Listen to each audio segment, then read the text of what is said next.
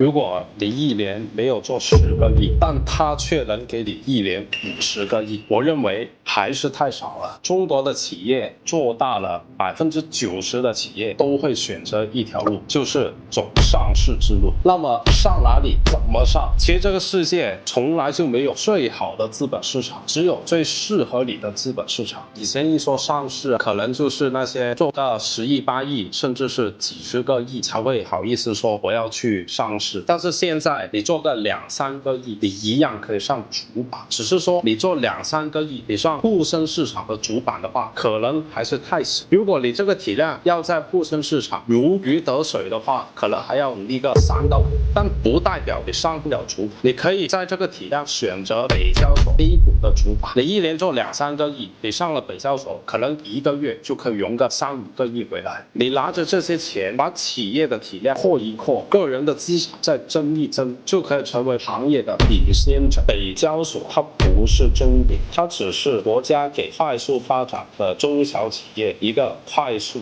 融资的公路。未来你融到钱，把企业做大了，你一样是可以转板的。专心复兴就是我们所谓的心智生产。现在的北交所可以说是国家在倾斜性的在扶持它，能上北交所的企业，我可以说都是未来10年国家重点重视的对象，都可以享受国家对于企业的最优待遇。